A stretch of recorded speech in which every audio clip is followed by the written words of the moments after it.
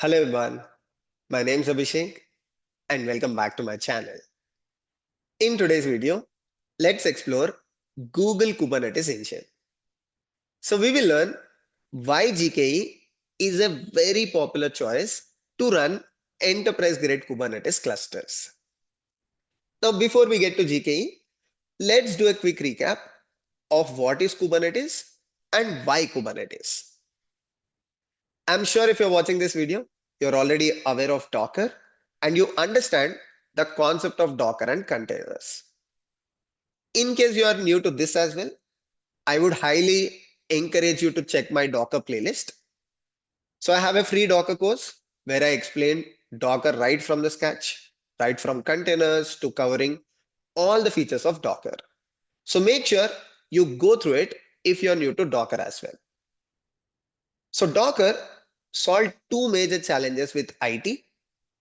Number one, your application can run everywhere.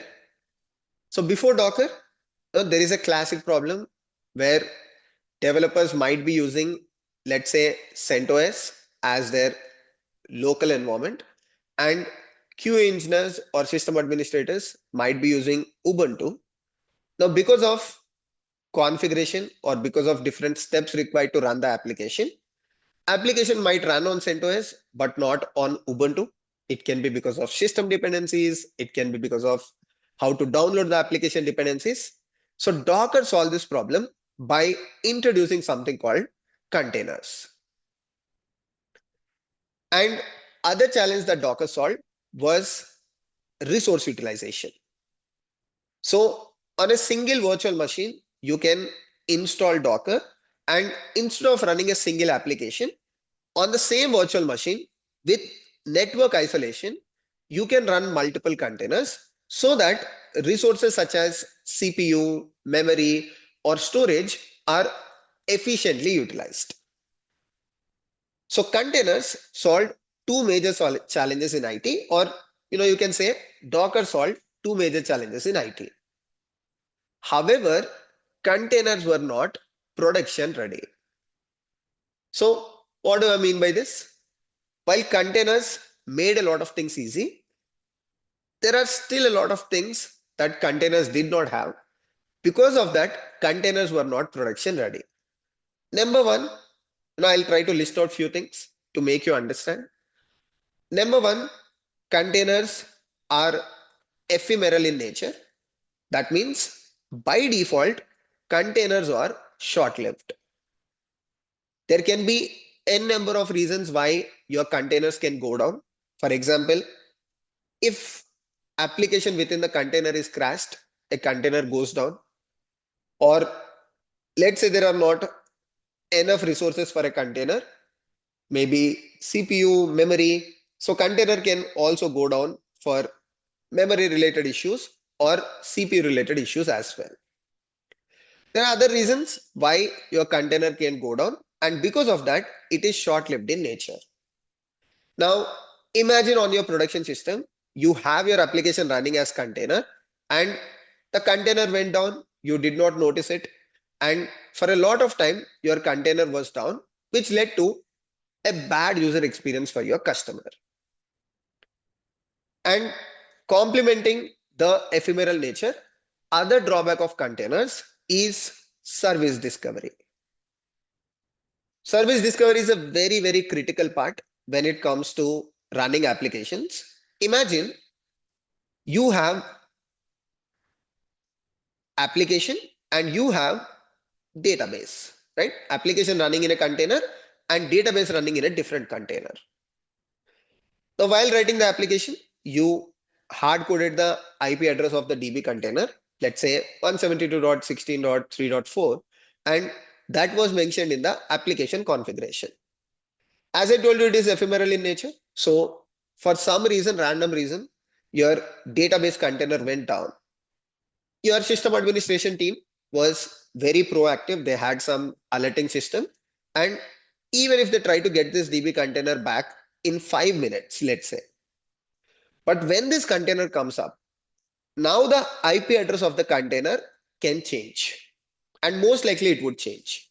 So from 172.16.3.4, the new IP address of the container is 172.16.3.9, let's say. So the application container, although the database container is up and running, it cannot discover the database container. So it leads to downtime for the users. So the complementing to the ephemeral nature is the service discovery.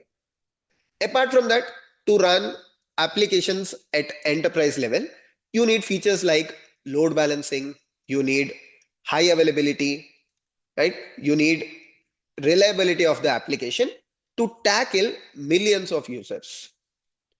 If you are an MNC and if you have at least thousands of users, you would be considering load balancing, you would be considering high availability because you might have customers across the globe and you also want your application to be reliable because you would sign SLA, SLO with your customers and you want to meet those service level agreements.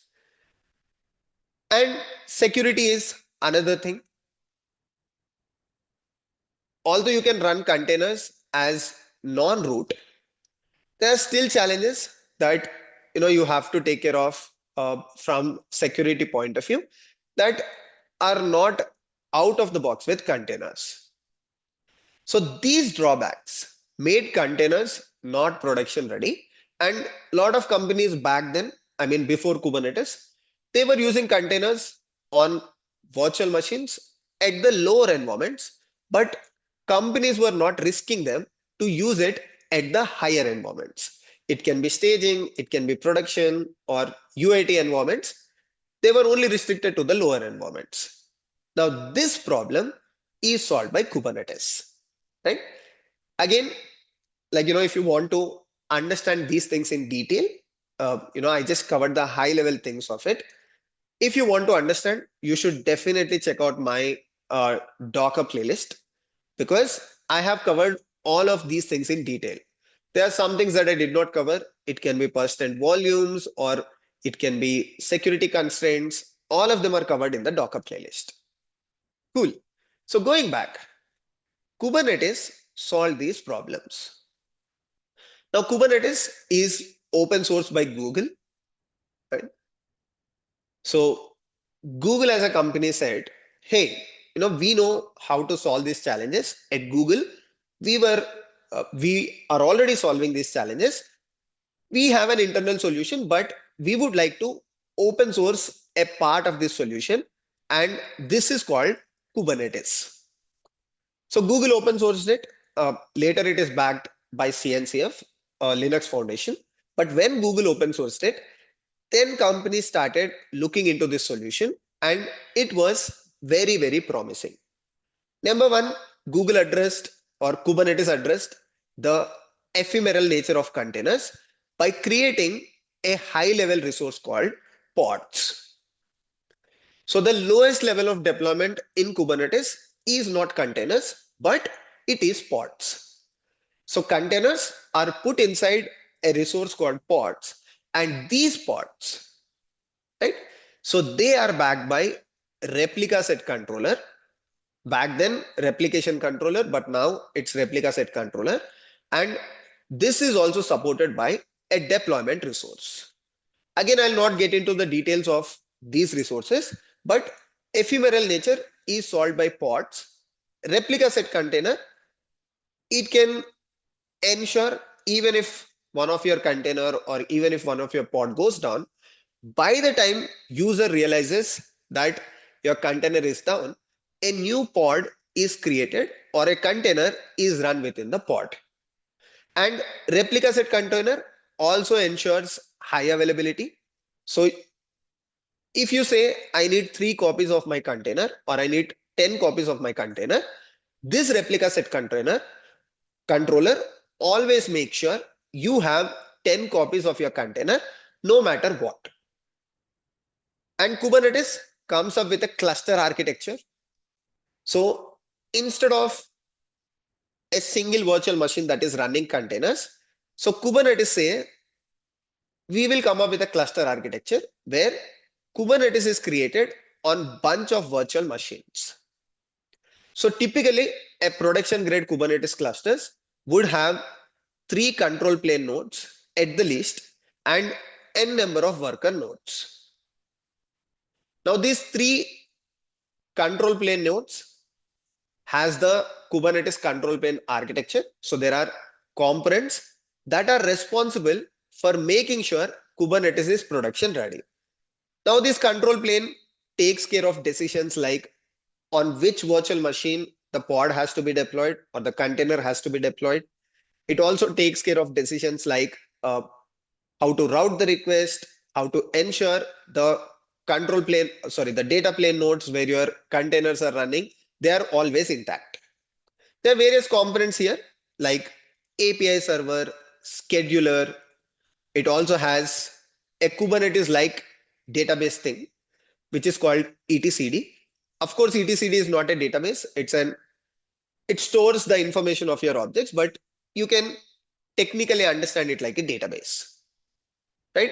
It also has controller manager, right, which is responsible for making sure the Kubernetes controllers like replica set controller are up and running. There is also another component called cloud controller manager, which is responsible for external load balancing. Of course, again, I'll not get into these details because I have a Kubernetes playlist as well. So this is a 35 video Kubernetes course. This is more than 12 to 13 hours. And this explains Kubernetes right from scratch. For example, everything that I covered here, each and every component, it itself is a lecture because the Kubernetes architecture is so complex that you need to spend 2 to 3 hours just to understand the Kubernetes architecture. I've explained all of that in the Kubernetes playlist, but just for your recap, I'm considering few things here.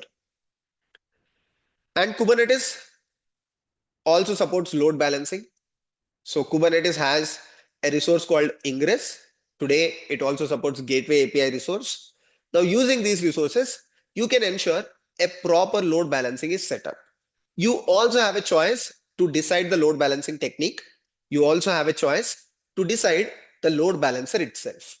You can go with Nginx, you can go with F5, you can go with, let's say, Kong, HA proxy, ALB, AWS, or Google load balancer.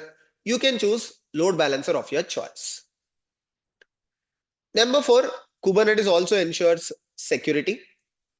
There are various resources within Kubernetes, and Kubernetes also comes with admission controllers to ensure your containers run with all the best practices. It can be at the namespace level, or it can also be with respect to the general best practices. So Kubernetes solved all of these problems with the containers. Now coming to the point or coming to the topic for today, why Google Kubernetes Engine is a very popular choice to run enterprise grade Kubernetes clusters. Because Abhishek, you said, sometime back that Google open sourced Kubernetes. So that means today I can get to the GitHub repository, right? Or Kubernetes also has documentation, release notes. So I can just go there. I can download Kubernetes related libraries and I can run my Kubernetes. Just like how I run Minikube on local or K3s, K3D. In the same way, I can run Kubernetes at the production level as well, right? I will ensure the things like 3 control plane nodes, which is required for Kubernetes high availability.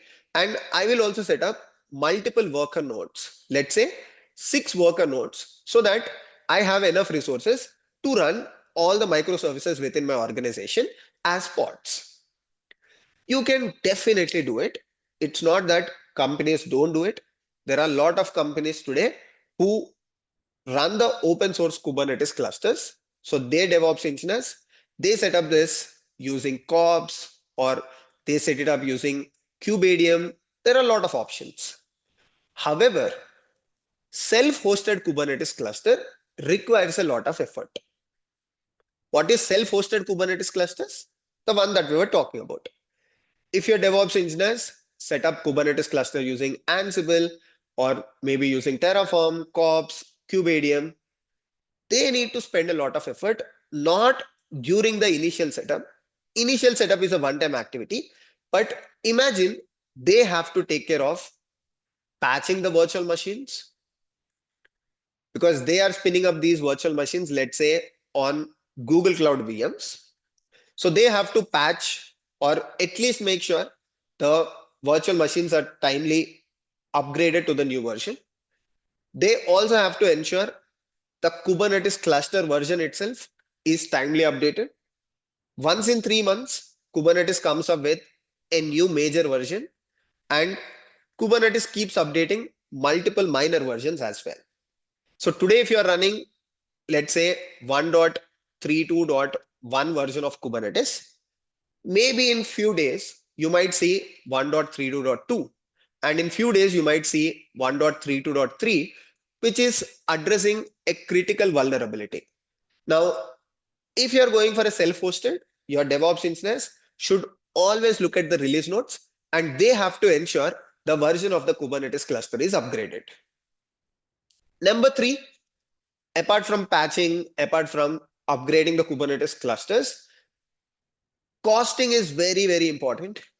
So if you just set up a 3-node Kubernetes control plane and 6-node Kubernetes, let's say data plane, you cannot just keep it or you cannot just leave it, because what if you're only utilizing 10% of your Kubernetes virtual machines or the nodes during the morning hours? Maybe in the evening hours or during your peak time, you might be using 60%.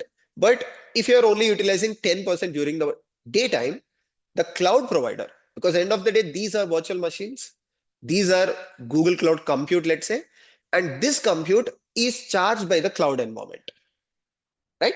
So cloud environments, they charge you for the compute that you create.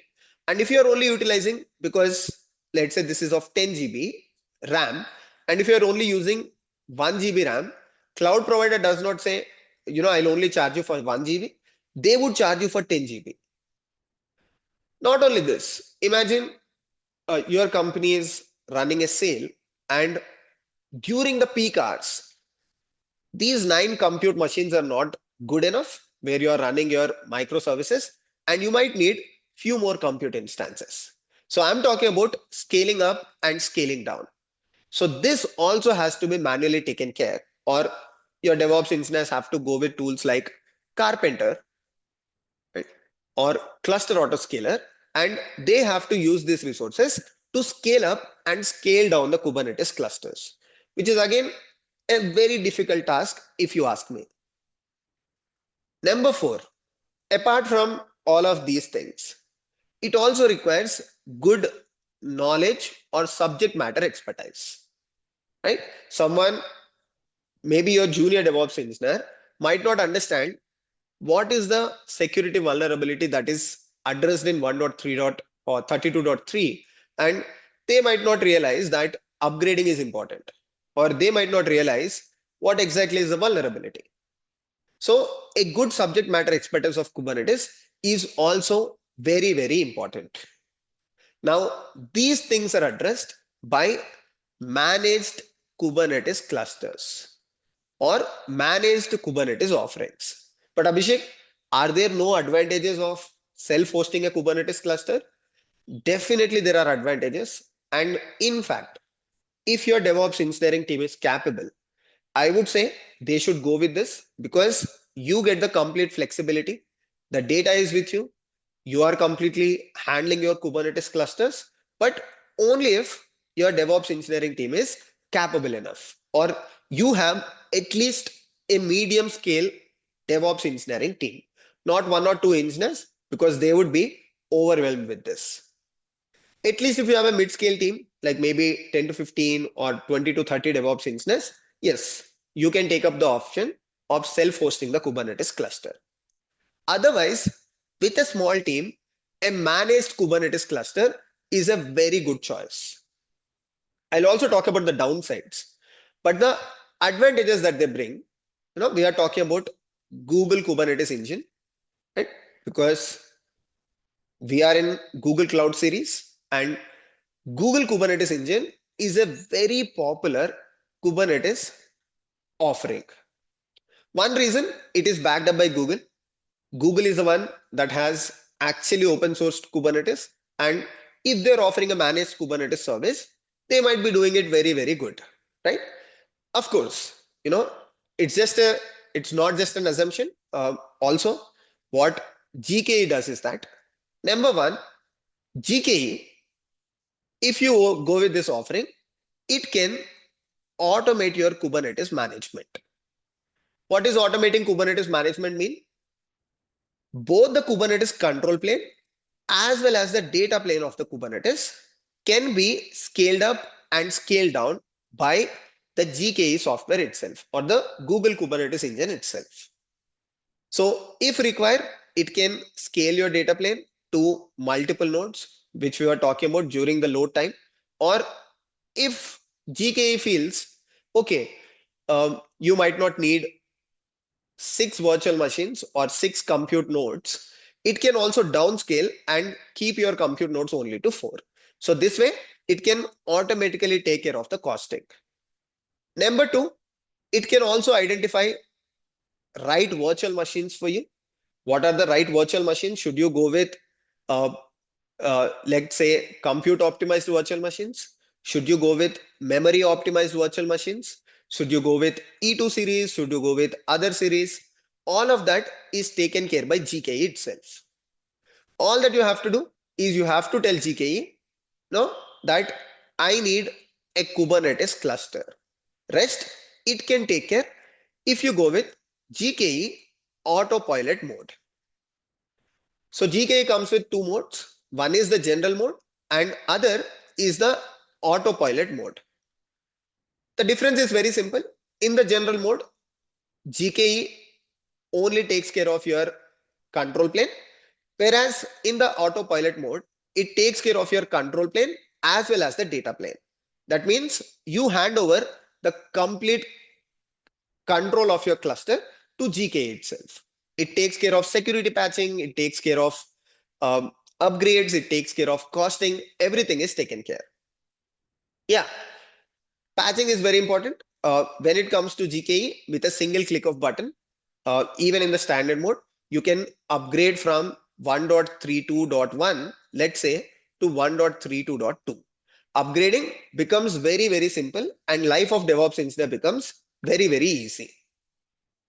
And finally, with a managed Kubernetes cluster, like apart from costing, apart from patching of your Kubernetes cluster, you don't need extensive Kubernetes knowledge. Of course, this is debatable.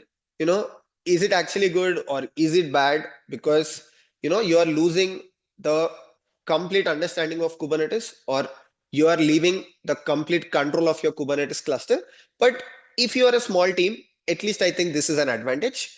But people should have, at least the DevOps engineers who are taking care of the cluster, they should have understanding of the Kubernetes cluster. But this is one of the feature supported by GKE.